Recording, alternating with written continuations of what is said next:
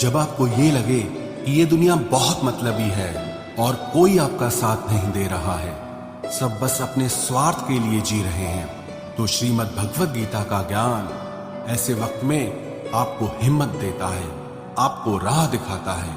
एक बात तो पक्की है, जो गीता का ज्ञान समझ लेता है वो अपनी हर समस्या को आसानी से दूर कर सकता है। कि किसी को बार बार माफ करना आपकी जिंदगी बर्बाद कर देगा।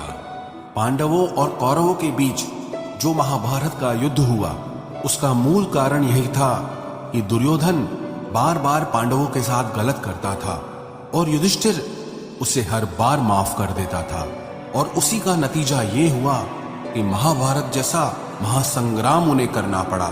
न जाने कितनी बार दुर्योधन ने पांडवों को मारने की कोशिश की, लेकिन उसके बाद भी युधिष्ठिर दुर्योधन को माफ कर देता था।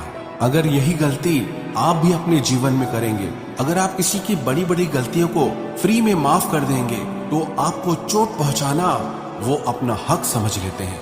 आप किसी को अगर ये सोच के माफ करते हो कि अब वो बदल जाएगा, कि अब वो सुधर जाएगा, लेकिन आपकी माफी उसे और बिगाड़ देती है।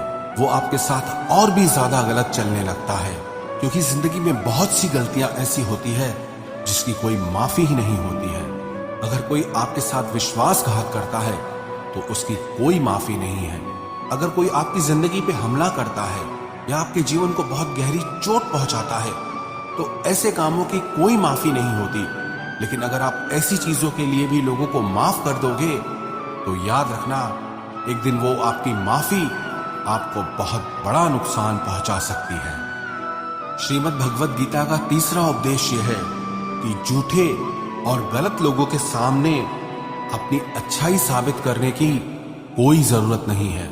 आप देखना, इस दुनिया में अच्छे लोगों को झूठे लोगों से ज्यादा परीक्षा देनी पड़ती है, ज्यादा दुख सहना पड़ता है, क्योंकि ऐसे लोग बार बार आपकी अच्छाई का सबूत मांगते हैं। अगर आप अच्छे हो तो ये आपको सहना पड़ेगा, अगर आप अच्छे हो तो हमारी बात आपको माननी पड़ेगी। जब दुर्योधन और शकुनी पांडवों के साथ छल करके जुआ खेल रहे थे, तब उस समय पे युधिष्ठिर चुपचाप सब सहता रहा। उन्होंने छल कपट करके पांचों भाइयों को जुआ में लगा दिया, उनकी पत्नी द्रौपदी को भी जुआ पे लगा दिया, और वो दुर्योधन द्रौपदी का भरी सभा में अपमान करने लगा, उसे नग्न करने की कोशिश करने लगा। लेकिन ये सब पांडव चुप करके बैठे रहे, क्योंकि उन्हें लगा हमें तो धर्म का पालन करना है, इस सभा में हमारे बड़े बैठे हैं, हमें तो सत्य का पालन करना है।